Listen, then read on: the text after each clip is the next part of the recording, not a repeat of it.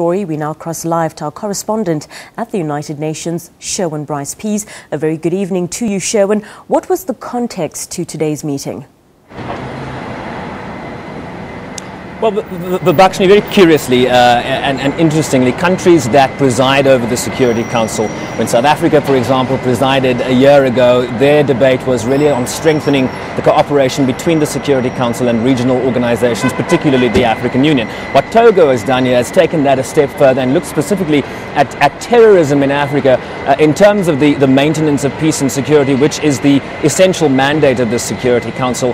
And Togo, if you look at it geographically, tucked between Benin and Ghana, in a region neighboring Nigeria, which is battling the insurgents of Boko Haram in that area, which has created areas of carnage and instability, particularly in the north, and not too far from Mali, as we've seen at the beginning of this year, French forces moving in to drive the Islamic Maghreb that fled from Libya into the mountains that border Algeria. So this really is to place this matter again at the top of the international agenda. I think when people talk about terrorism internationally, we think of places like Iraq and Afghanistan and not necessarily Africa. So what Togo really is trying to do here is to place the African aspect of terrorism on the international agenda. I mean, just the other week, a few days ago, 6 days to be precise, in Arusha, Tanzania, a country that essentially isn't at war with anyone, a terrorist attack on a Catholic church in Arusha. So really this is not only an issue that pertains to West Africa, North Africa or the Horn of Africa. This is an issue that is a transnational concern throughout the continent.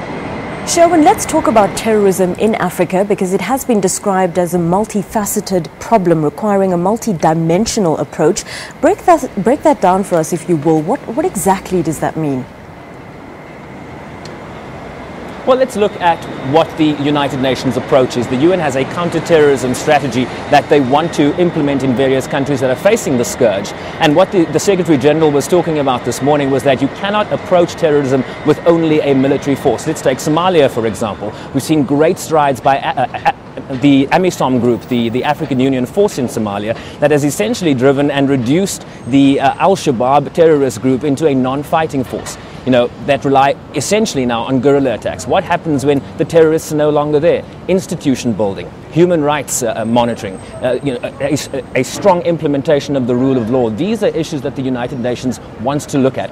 Poverty reduction. Why are people being recruited into these groups? There needs to be a holistic strategy that does not only depend on military might alone, and that is where the solution to terrorism lies.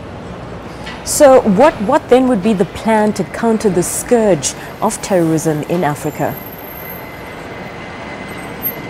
Better cooperation, really dealing with transnational crimes. We see these terrorist groups are funding their operations by kidnapping people and demanding ransoms, whether it be examples of piracy in the Horn of Africa. Several South Africans were personally affected by kidnappings in that region. So really it is a collective approach, a collaborative effort between regional organizations, between countries, better intelligence sharing. There is a trust deficit between African countries that we've seen improve over the last year, but it could be better. People need to start sharing ideas and sharing strategies so that they can counter this as a collective effort.